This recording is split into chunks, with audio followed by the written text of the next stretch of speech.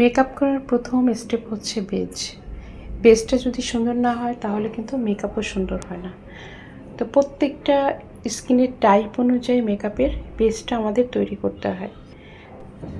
আসসালামু আলাইকুম। সামনে ঈদ, আর এই সময় আমরা অবশ্যই মেকআপ করব। আর মেকআপ হলো মেয়েদের খুবই শখের একটি জিনিস। তো যেহেতু গরম আর বৃষ্টি নামছে, এর মধ্যে আমরা একদম পারফেক্ট একটা মেকআপ বেস কীভাবে করব আজ তোমাদের জন্য সেই বিষয়টি শেয়ার করব। তাহলে বন্ধুরা চলো যে এই গরমে আমরা কিভাবে একদম ওয়াটারপ্রুফ মেকআপটা করব। তাহলে আমার প্রথম লাগবে বরফ।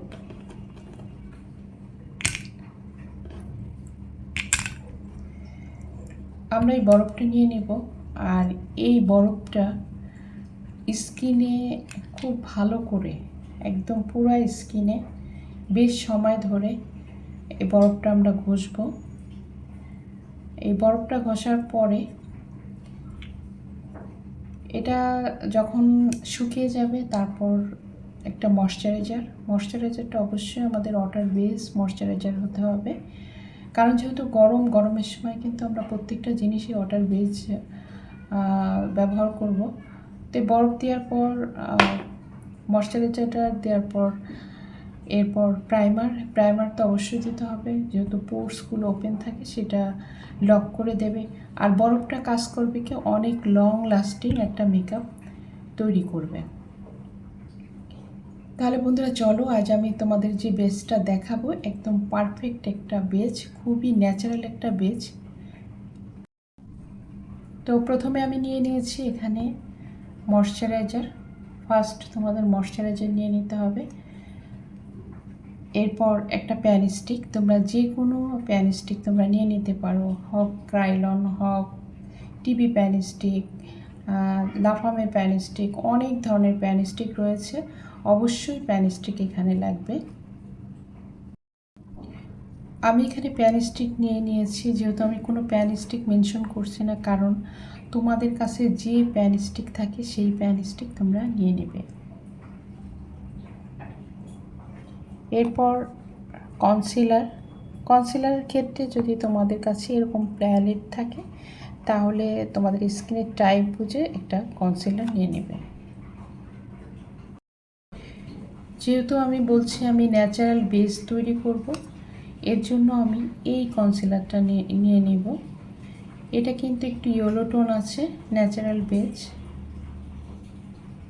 এখান থেকে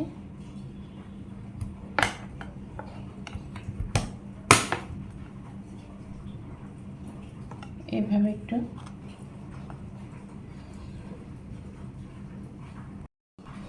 এবার আমি ফাউন্ডেশন নেব। তোমাদের কাছে যে ফাউন্ডেশন থাকবে সেই ফাউন্ডেশন নিয়ে নেবে। আমি এখানে W7-এর ফাউন্ডেশন নিয়ে নিয়েছি। বেশি নিবে না, যতটুকু পরিমাণ তুমি বানাবে সেই হিসাব করে তোমার নিতে হবে। এরপর দিতে হবে আমি আরেকটা ফাউন্ডেশন, ওর চেয়ে একটু লাইট ফাউন্ডেশন। যেহেতু এই ফাউন্ডেশনটা একটু ডার্ক কালার, আমি আর একটু লাইট কালারের ফাউন্ডেশন দেব। এটা হচ্ছে মিস রোজের ফাউন্ডেশন। এটা কিন্তু দেখো ওইটা হচ্ছে একটু লাইট কালার।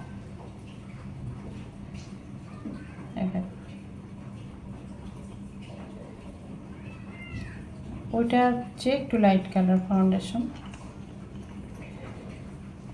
তো পার্লারের মেকআপটা এত লং লাস্টিং কেন করে, অবশ্যই তো কিছু টিপস গোপন কিছু থেকে যায়। তা আজ আমি তোমাদের একদম ওপেন করে দিচ্ছি। তোমরা যদি এইভাবে ফাউন্ডেশনটা তৈরি করে নিতে পারো তাহলে অনেক লং লাস্টিং একটি মেকআপ তৈরি করতে পারবে। তো এবার আমরা মিক্সিং করব।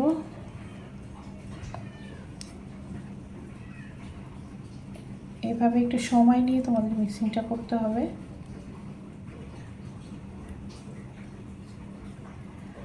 আর স্কিন প্রিপারেশনটা হচ্ছে মেন। আমাদের স্কিন প্রিপারেশনটা কিন্তু ভালো করে করতে হবে। স্কিন প্রিপারেশনটা ভালো না হলে কিন্তু তুমি যত ভালো ফাউন্ডেশনই ব্যবহার করো না কেন, স্কিন কালো হয়ে যাবে বা ফেটে যাবে, এই ধরনের চান্স থাকে।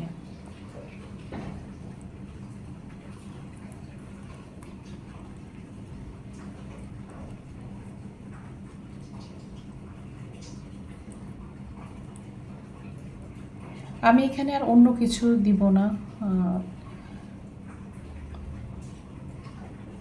বাকিগুলো তোমরা যখন মেকআপ করবে, যেমন হাইলাইট, এরপর সেটিং স্প্রে, এগুলো আমি এখানে কিচ্ছু ব্যবহার করব না। যেহেতু গরমকাল, গরমে চেষ্টা করবে একদম হালকা মেকআপ করতে, বেসটা যেন ভারী না হয়, হালকা হয়, সেটা চেষ্টা করবে।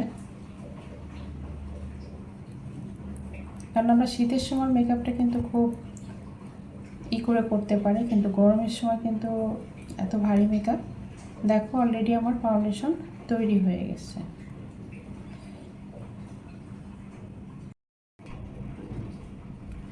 আর যদি দেখবে ফাউন্ডেশনটা বেশি ভারী হয়ে গেছে, তখন ঘন হয়ে গেছে, তখন এর এক ফোঁটা তোমরা দিতে পারো।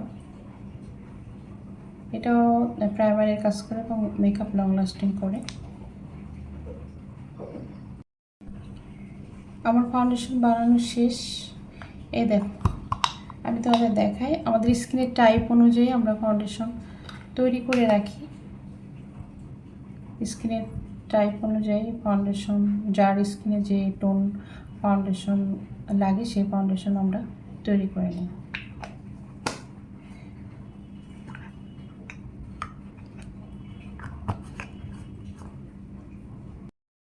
এবার আমরা স্কিনটাকে বলছি যে স্কিন তো আগে প্রিপারেশন করতে হবে। প্রিপারেশন করা শেষ হলে আমরা একটু সময় নেব, সময় নিয়ে তারপরে কিন্তু অ্যাপ্লাই করা শুরু করব। তো এবার অ্যাপ্লিকেশন আমি করে দেখাচ্ছি যে কতটা, দেখো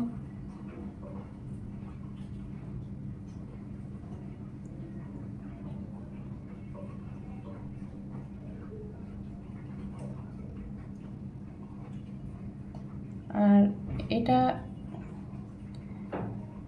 কালার কারেকশনের বিষয়টা হচ্ছে কি, কালার কারেকশন করতে হবে। যদি বেশি স্কিনে সমস্যা তৈরি হয় তো অবশ্যই কালার কারেকশন করে নেবে, এরপরে ফাউন্ডেশনটা দিবে।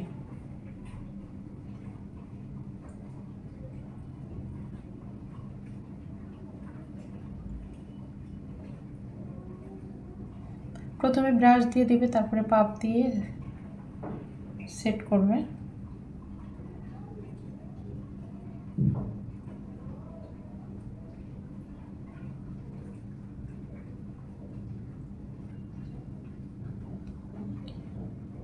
এটা দিলে তোমাদের আর কিন্তু কনসিলার দেওয়ার প্রয়োজন নেই।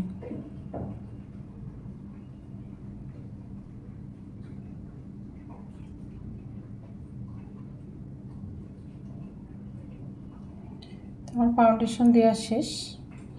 এবার আমি একটা বিউটি ব্যালেন্ডার নেব, নিয়ে এটা এখন পাপ করে নেব।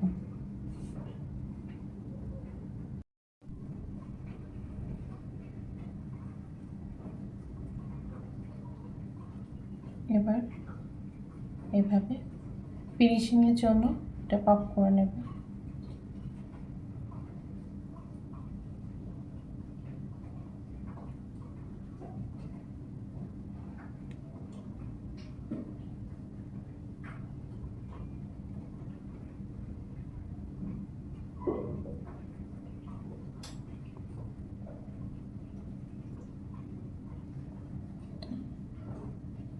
এরপর ফাউন্ডেশনটা কিন্তু তোমাদের শুকাতে দিতে হবে।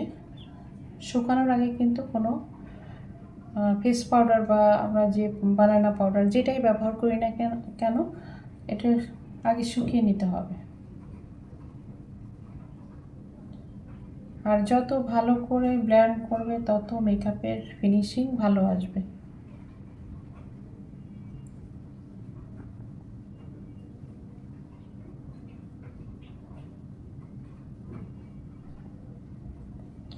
দেখো কতটা স্মুথ একটা বেস তৈরি হয়ে গেছে। বিশেষ করে এই সময়টা গরমে একদম পারফেক্ট একটা বেজ। এবার তোমরা বানানা পাউডারও ব্যবহার করতে পারো, অথবা তোমাদের পছন্দ মতো যে কোনো পাউডার ব্যবহার করতে পারো। আমি সাধারণত এই পাউডারটা ব্যবহার করি। এখানে অনেকগুলো পাউডার দিয়ে একটা পাউডার তৈরি করা, মানে অল স্কিনের জন্য এই পাউডারটা আমি ব্যবহার করি, বিশেষ করে পার্লারের জন্য।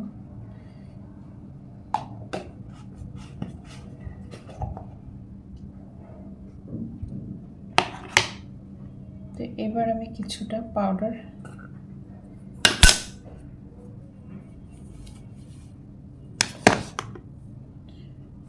নেব এখান থেকে। আর পাউডার সবসময়ের জন্য আগে হাতে নেবে, এভাবে হাতে নেবে। সরাসরি যে আমরা এখান থেকে যে পাউডার নিয়ে যে স্কিনে দিব ওভাবে করবে না, প্রথমে হাতে এভাবে হাতে নিয়ে হাতের থেকে কমাই নেবে পাউডার, এরপর স্কিনে দেব এভাবে।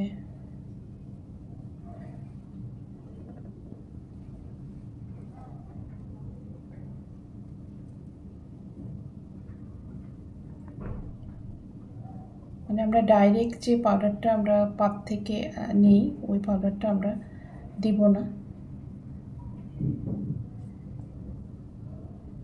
দেখো কতটা ফিনিশিং হয়েছে।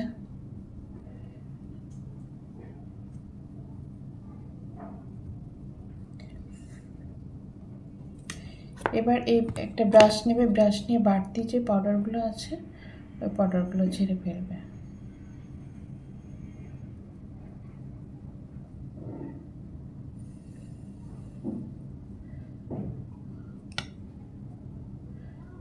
দেখো আমার ওই স্কিনের থেকে স্কিন মানে বেশি শেড 2 থেকে 3 শেড 2 শেড ব্রাইট করছি। তো আমার ভিডিওটি কেমন লাগলো, যদি ভালো লেগে থাকে অবশ্যই লাইক, কমেন্ট, শেয়ার, সাবস্ক্রাইব করবে। আর অলরেডি যারা সাবস্ক্রাইব করেছো তাদেরকে অসংখ্য অসংখ্য ধন্যবাদ। আজ এই পর্যন্ত, আবার কোনো নতুন ভিডিও দেখার আমন্ত্রণ জানিয়ে আজকের ভিডিওটি শেষ করছি। আল্লাহ হাফেজ।